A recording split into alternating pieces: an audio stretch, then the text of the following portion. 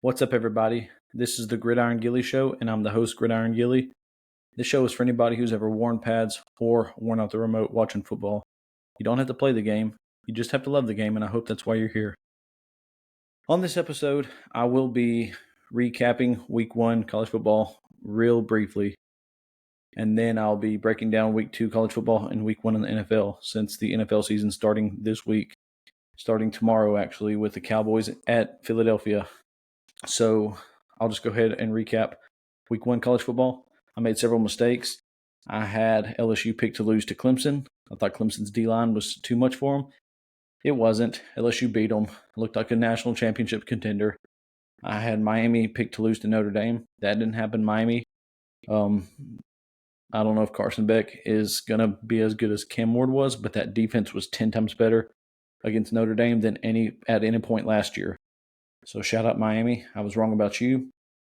Another game I was wrong about was Auburn and Baylor. I had Auburn picked to lose that one. They didn't. Of course, they played a really well ball game. I ate crow on that one. The Auburn fans let me know in my DMs, and I appreciate that. I like a little back and forth banter, and I was wrong. I apologize, Jackson Arnold. I still don't know if you're elite. That was one game. If you can play how you did against Baylor the rest of the season, then, you're going to be a dog, but I'm going to have to see to be a believer. But anyways, I think those were the games I screwed up on last week. Let's go into Week 2 of college football. I'm breaking down 7 college football games. I'm breaking down 3 NFL games. It's going to be quick. It's going to be fast. It's going to be rapid. First game I'm breaking down this week is going to be Illinois at Duke. Illinois is ranked number 11, I believe, in the country. Duke is not ranked. However, Illinois just came off a victory last week against Western Illinois. I don't know much about Western Illinois, but if I had to guess, I'd say it's a nothing program. And then Duke beat Elon. Don't know nothing about them. I know a guy named Elon that made the Tesla. That's all I know about Elon. Anyways, Luke Altmaier, Darian Mensah, both good quarterbacks in my opinion. Both going to go in the draft, I feel like. Mensah maybe not this year, but because he's young, but next year possibly, if he stays as good as he was at Tulane since he transferred in from Tulane. When I look at this game, I don't want to pick a winner. I think both teams are going to be good this year. I think both teams were pretty good last year. Duke is always that team that can upset you any given Saturday, and I'm not willing to bet on Illinois to win. And I don't know if I'm willing to bet Duke to cover the spread of 3 points. So Illinois has picked the -3 on the spread. Total on that game is 49.5. And if you're betting money lines, Illinois -135, I believe, and Duke +130. What I'm doing is I'm going on the over on that one. I'm going to take over 49.5 points. I think both teams' offenses can score at will whenever they want. I don't know if either team has a great defense. I know Manny Diaz is a defense-minded coach, but I just think it'll be easy to score 50 points between these two teams. So that's what I'm going. I'm riding with the over 49.5 points on that one. Next game, I'm going Baylor at number 17 SMU. This will be quick. Dave Aranda, Rhett Lashley. I think Rhett Lashley is a great coach. I think he's a great offensive-minded coach. I think he's the reason why SMU's had so much success since he's been there. And you got Sawyer Robertson, Kevin Jennings, quarterbacks, of course. But I think in this game, it's going to come down to their weapons. And I think Baylor's offensive weapons outmatch what SMU has. But I think RJ Maryland, he got hurt last year towards ACL. But he's back. He played last week against East Texas A&M. And he'll be playing this week against Baylor. So I'll be looking at Michael Trigg on Baylor's offense. I'll be looking at RJ Maryland. I expect both of those guys to have big games. But if you're betting on that game, it's going to be SMU, the spread, -2.5. Total on that game is 64.5. And then if you're betting money line, you got SMU -130, and then Baylor +110. What I'm doing there, guys, is I'm taking that Baylor +2.5. You say, why are you doing that? I say because Baylor just lost to Auburn, but I think they played a hell of a game. I think Auburn is steps above SMU, what the program is, what the talent is. I think Auburn is tougher than, and I know I always say Auburn is a middle of the pack SEC school, and I believe that. But I think SMU is, I mean, let's be realistic, guys. So when I look at this game, I think if Baylor plays how they played against Auburn this week against SMU, I think Baylor leaves Highland Park victorious, and they ride the bus back to Waco victorious and celebrate. They party. They have a good time.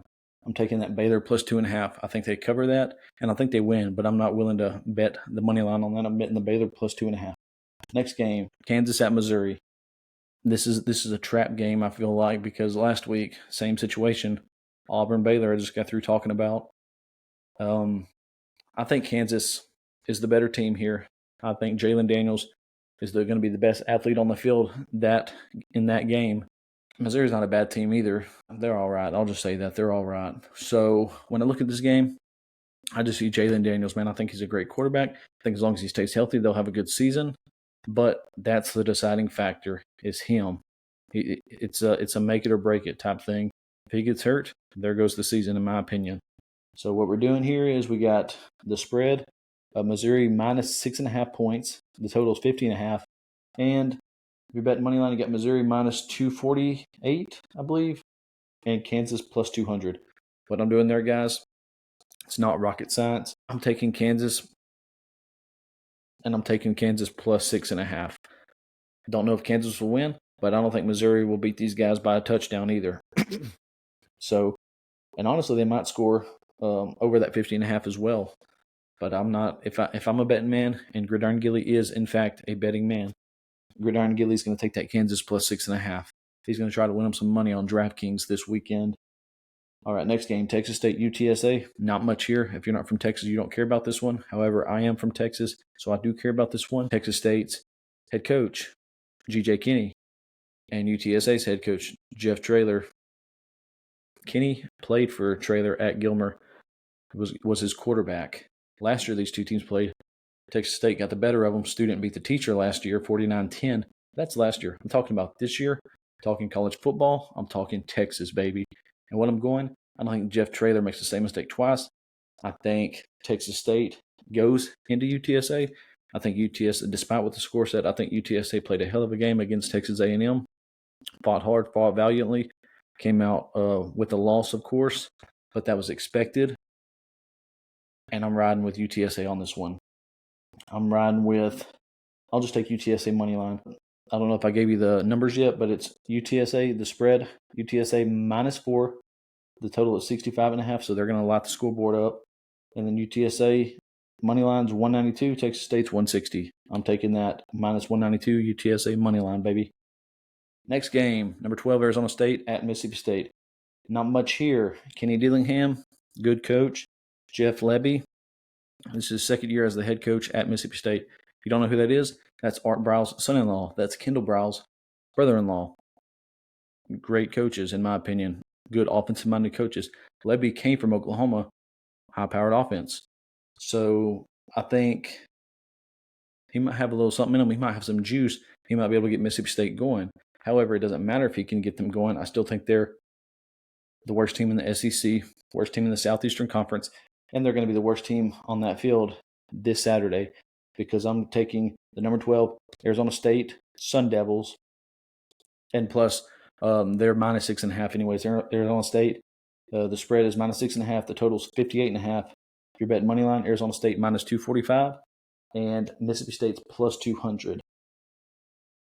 Not rocket science, my guys. I'm taking Arizona State. I'm taking Arizona State to cover that spread, minus 6.5. I think they'll impose their will on Mississippi State, and they'll make a statement, and they'll kind of put themselves out there as a contender in the Big 12 once again. You say they should already be a contender. They won it last year. Maybe so, but that's your prerogative to think that. I think they'll have to prove it again, and I think they will. This game, I think they beat the spread, beat them by 10 plus. That's what I'm going with. That's what I'm riding with. Next game, number 15 Michigan at number 18 Oklahoma. I'm excited for this one. Sherrone Moore, he will be coaching this game. He's suspended, but not for this one.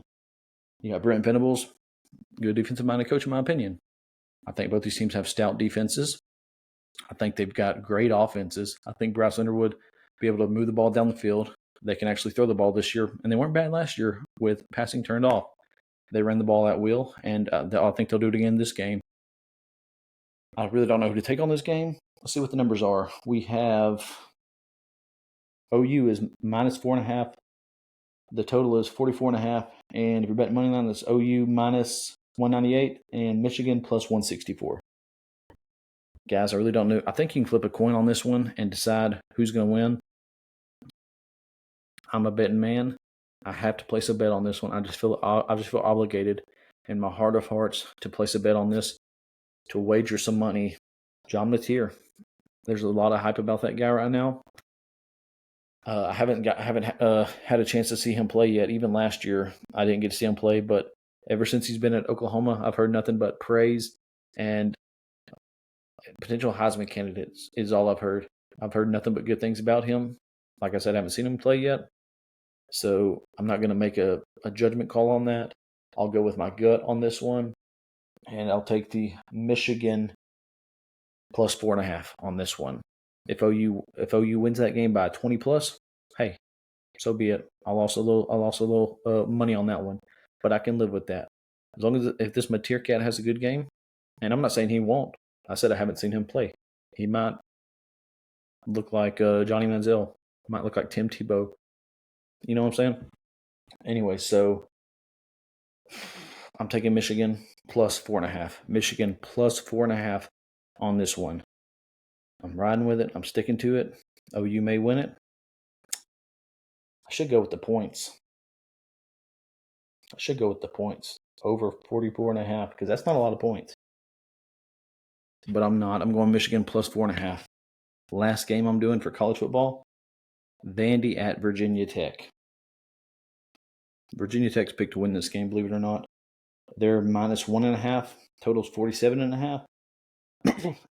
If you're betting Vandy, that's going to be minus 102. If you're betting Virginia Tech, that's going to be minus 118. So it's going to be a very close game. Maybe a 20-something to 25, 23-25, that type of game, you know. Virginia Tech, I don't think they played a bad game against South Carolina, who has generational talents on the offensive and defensive side of the football. Shane Beamer, good head coach, in my opinion. South Carolina's got a lot of hype around them in the Southeastern Conference. Virginia Tech, their fans have let me know in my DM that they don't like their head coach. His name's Brent Pry. They're not a fan of him. However, I thought they played pretty good. They turned the ball over a few times, and it was like a 2-possession game, I think, against South Carolina. So if Virginia Tech plays how they did against South Carolina this week against Vandy, I don't think they will. I think Diego Pavia is going to have a generational game. I think he's going to have that game that you say, hey, that guy's for real, even though he did it last year. Like, everybody knows who he is because of what he did last year. I think this year, and this game specifically, he's going to say, hey, I put the team on my back. Consider me a Heisman candidate. I think that's what he's going to do. So whenever I look at this and I say the minus 1.5, the total for, I'm just going to go Vandy money line on that. Nothing in me thinks Virginia Tech will win that game, no matter if Kyron Jones throws 4 touchdowns Saturday. If you told me right now Kyron Jones is going to throw 4 touchdowns Saturday against Vandy, I'd say, okay, Vandy money line, because Pavia will throw 5. So that's what I'm going with. That's what I'm riding with. That's it for college football. Now let me dive into NFL. I'm going to doing 3 NFL games. They're going to be quick. Haven't seen any of these guys play yet other than the preseason. First game, though, is Cowboys at Eagles, defending Super Bowl champs. Didn't really lose anything. Pro Bowlers all over the field. Cowboys just traded their best player to Green Bay. If you're looking at that, Philadelphia is the favorite, minus 8.5. The total is 47.5. If you're betting money line, that's Philly minus 395. Dallas plus 310. I'm taking Philly to cover the spread. Philly will win this game by 10 plus. Bookmark that. Next game, Lions at Packers. Packers have a lot of hype around them. Year 6, Brett Favre won a Super Bowl. Year 6, Aaron Rodgers won a Super Bowl. This is Jordan Love's 6th year. Is that a coincidence? Probably, but I still like it. I think they got a great run game, one of the best run games in the league. The most under the radar weapons at receiver, I believe. Name me 3 Packers receivers. Can you do that?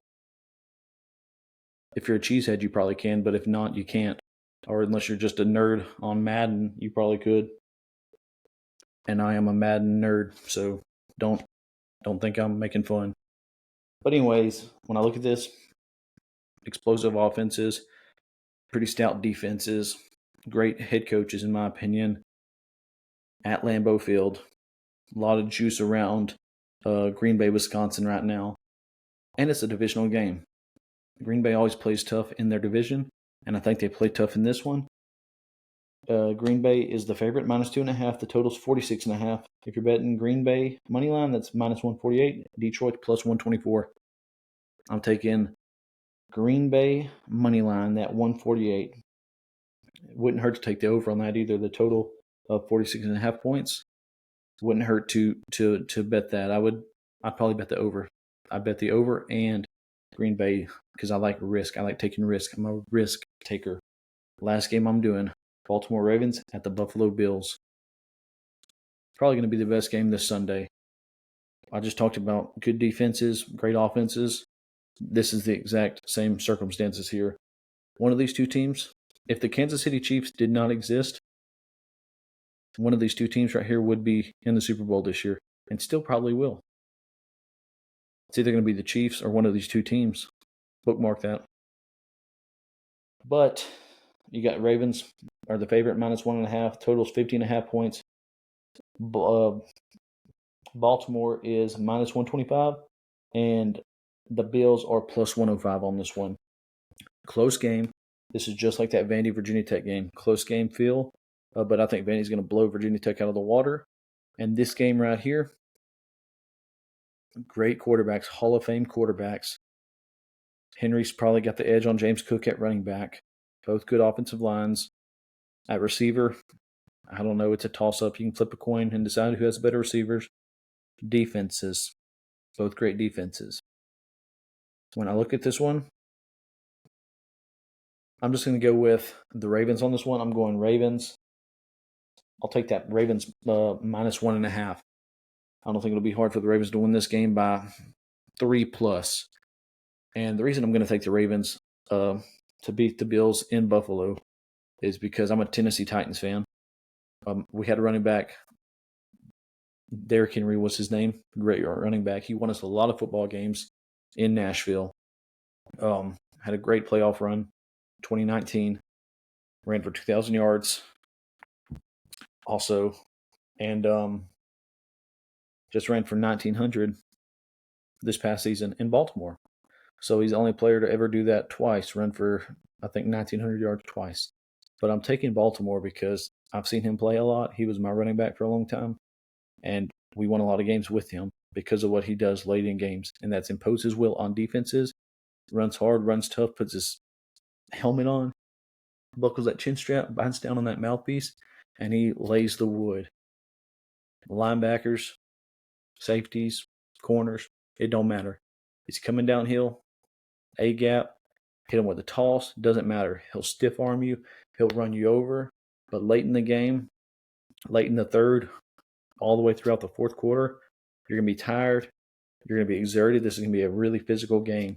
And when you got to tackle Derrick Henry, it only makes it that much worse.